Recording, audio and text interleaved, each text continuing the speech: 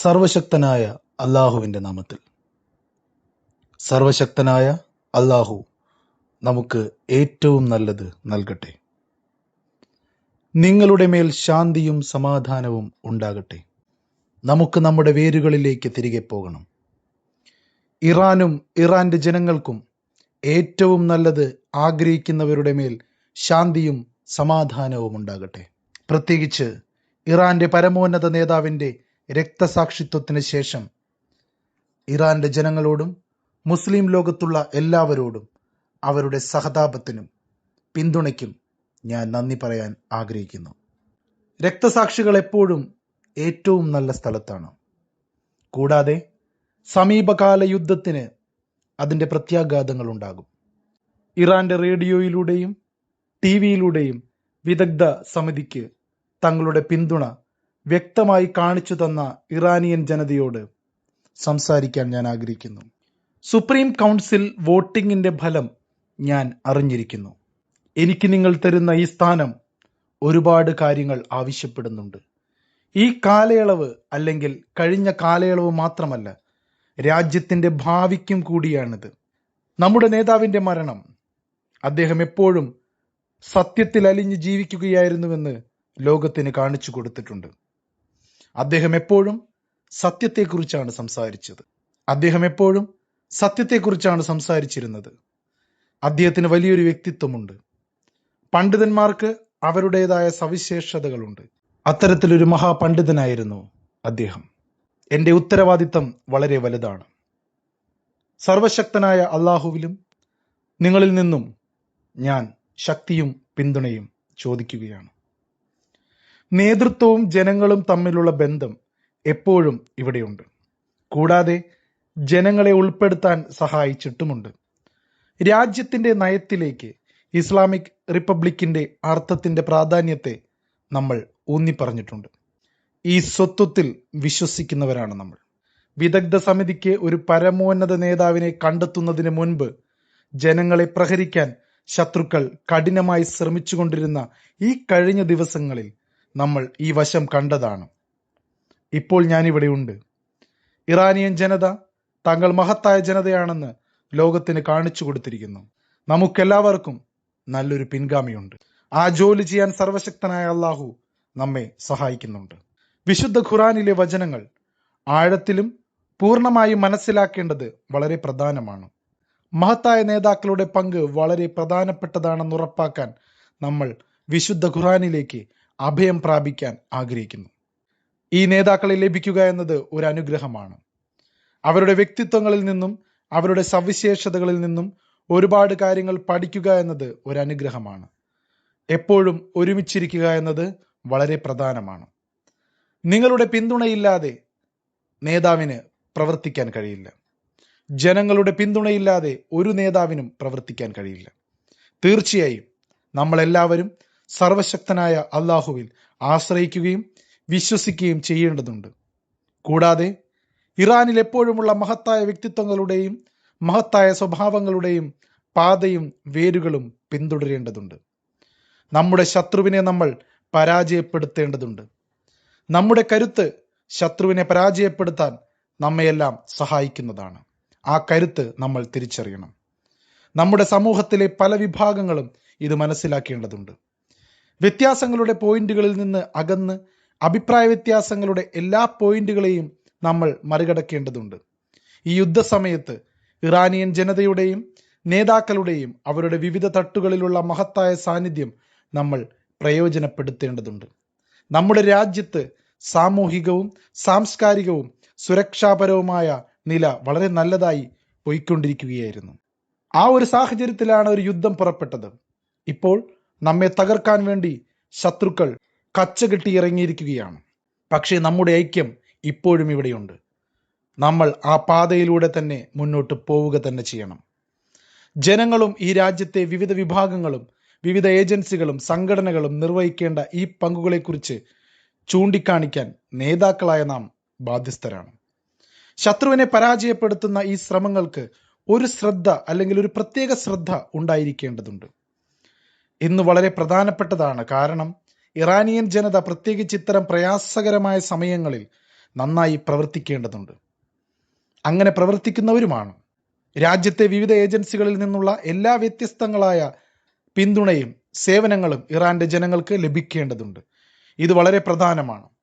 പ്രതിരോധത്തിന്റെ പാതയും ശത്രുവിനെ പരാജയപ്പെടുത്തുന്നതിലേക്ക് നമ്മെ നയിക്കുന്ന പാതയും തുടരുന്നതിന് ഈ സേവനങ്ങൾ ജനങ്ങൾക്ക് നൽകേണ്ടതുണ്ട്. പോരാളികളെ സംബന്ധിച്ചിടത്തോളം നമ്മുടെ രാജ്യം സമ്മർദ്ദത്തിലും ആക്രമണങ്ങളിലും ആയിരിക്കുന്ന ഈ ഒരു സമയത്ത് മികച്ച ജോലി ചെയ്യുന്ന, കർമ്മം ചെയ്യുന്ന ധീരരായ പോരാളികൾക്ക് ഞാൻ നന്ദി പറയാൻ ആഗ്രഹിക്കുന്നു. നമ്മുടെ മഹത്തായ സൈന്യം ശത്രുക്കളെ കഠിനമായി ആക്രമിക്കുകയും ശത്രുക്കൾ നമ്മുടെ രാജ്യം ഭരിക്കുന്നതിൽ നിന്നോ അല്ലെങ്കിൽ നമ്മുടെ രാജ്യം വിഭജിക്കുന്നതിൽ നിന്നോ അവരെ തടയുകയും ഇതിനോടകം ചെയ്തിട്ടുണ്ട്.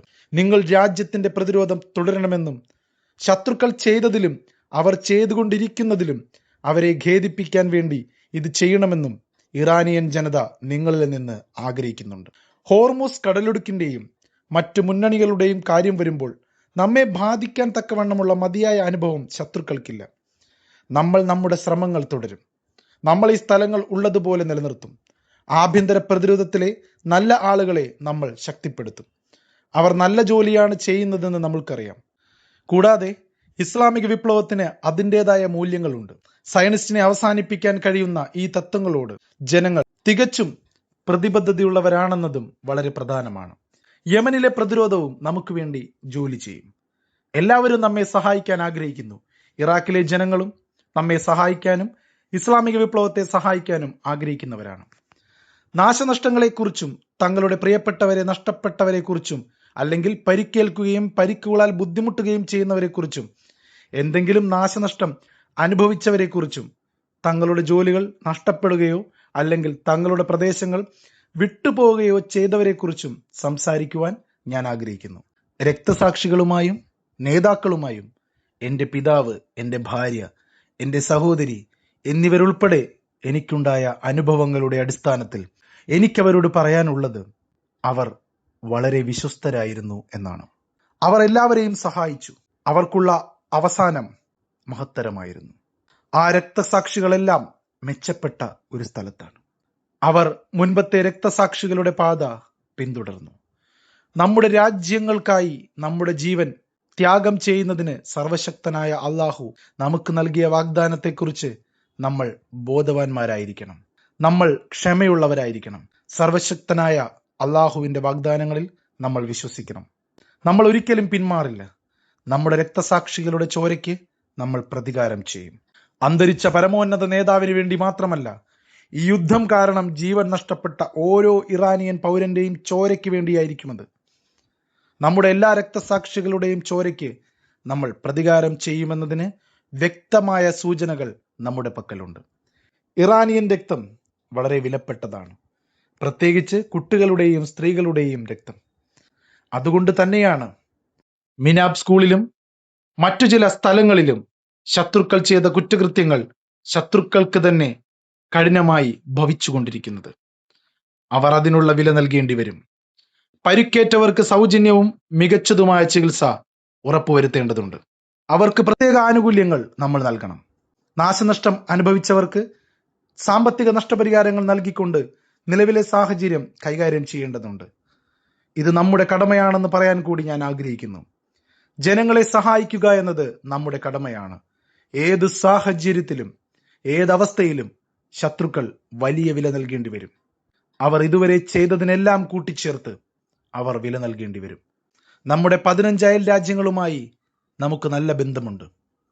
നമ്മുടെ അയൽ രാജ്യങ്ങളുമായുള്ള ഈ ബന്ധം വികസിപ്പിക്കാൻ നമ്മൾ എപ്പോഴും തയ്യാറാണ്. എന്നാൽ ഈ രാജ്യങ്ങളിൽ ചിലതിൽ ശത്രുക്കൾക്ക് ചില സൈനിക താവളങ്ങളുണ്ട്. നമ്മെ ആക്രമിക്കാൻ അവർ ഈ താവളങ്ങൾ ഉപയോഗിച്ചിട്ടുമുണ്ട്. ഈ താവളങ്ങളെ ആക്രമിക്കാതെ ശത്രുക്കൾ അവരുടെ ആക്രമണം തുടരുമെന്ന് നമ്മൾ നേരത്തെ മുന്നറിയിപ്പ് നൽകിയിട്ടുണ്ട്. ശത്രുക്കളുടെ താല്പര്യങ്ങളും താവളങ്ങളും തുടരാൻ നമ്മൾ നിർബന്ധിതരാകുന്നു. എങ്കിലും അയൽ രാജ്യങ്ങളുമായി നമുക്ക് ഇപ്പോഴും നല്ല ബന്ധവും സൗഹൃദവുമുണ്ട്. നമ്മുടെ കുട്ടികളെ കൊന്നവർ അതിനുള്ള വില നൽകേണ്ടി വരും. ഈ താവളങ്ങളുടെ പ്രവർത്തനം നിർത്തലാക്കുക എന്നതാണ് എൻ്റെ ഉപദേശം. നമ്മളത് ചെയ്യേണ്ടതുണ്ട്. കാരണം ശത്രുക്കൾ നുണകൾ പറയുകയാണ്, നുണകൾ വിളിച്ചു പറയുകയാണ്. ഈ ദിശകളോടും നിർദ്ദേശങ്ങളോടും സഹകരിക്കുന്നവർ പൂർണ്ണമായും ബോധവാന്മാരായിരിക്കണം. ഇസ്ലാമിക് റിപ്പബ്ലിക് ഓഫ് ഇറാനിലെ ഭരണകൂടം ഒരു കൊളോണിയൽ ഭരണകൂടമല്ല. നമ്മൾ ഒന്നിച്ചു നിൽക്കണം. അയൽ രാജ്യങ്ങളുമായി നമുക്ക് നല്ല ബന്ധമുണ്ടായിരിക്കണം. അയൽ രാജ്യങ്ങളുമായുള്ള ബന്ധം മെച്ചപ്പെടുത്താൻ നമ്മൾ എപ്പോഴും പ്രതിജ്ഞാബദ്ധമാണ്.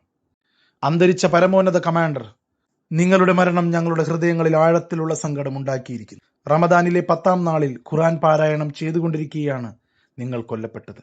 നിങ്ങൾ ദീർഘകാലമായി ക്ഷമയോടെ ഇരിക്കുകയായിരുന്നു. നിങ്ങൾ ഒരിക്കലും ഒരക്ഷമയും പ്രകടിപ്പിച്ചിട്ടില്ല.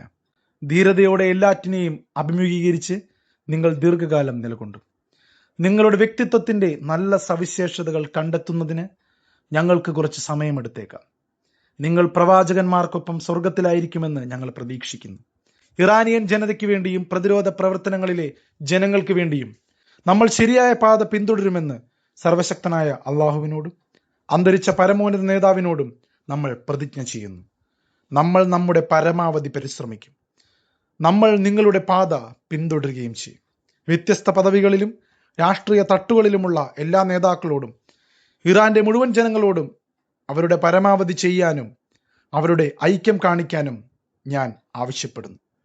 എന്നെ പിന്തുണച്ച എല്ലാവർക്കും ഞാൻ നന്ദി പറയാൻ ആഗ്രഹിക്കുന്നു. നേതൃത്വ സമിതിയോട് ഞാൻ നന്ദി പറയാൻ ആഗ്രഹിക്കുന്നു. എല്ലാവർക്കും ഞാൻ നന്ദി പറയാൻ ആഗ്രഹിക്കുന്നു. സർവശക്തനായ അള്ളാഹുവിനോട് നമ്മളിൽ എല്ലാ ഭാഗങ്ങളിലുമുള്ള എല്ലാ മുസ്ലിങ്ങളിലും എല്ലാ ഭാഗങ്ങളിലുള്ള ദുർബലരായ ജനങ്ങളിലും അവന്റെ കാരുണ്യം ചൊരിയാൻ ഞാൻ അപേക്ഷിക്കുന്നു. അന്തസ്സോടെ ജീവിക്കാനും എല്ലാ ഭാഗങ്ങളിലുള്ള മുസ്ലിങ്ങളെ പിന്തുണയ്ക്കാനും നമ്മെ സഹായിക്കാൻ റമദാനിൽ, വിശുദ്ധ റമദാൻ മാസത്തിൽ, അനുഗ്രഹീത റമദാൻ മാസത്തിൽ നമ്മൾ സർവശക്തനായ അള്ളാഹുവിനോട് ആവശ്യപ്പെടുന്നു. നിങ്ങളുടെ മേൽ ശാന്തിയും സമാധാനവും എന്നും ഉണ്ടാകട്ടെ.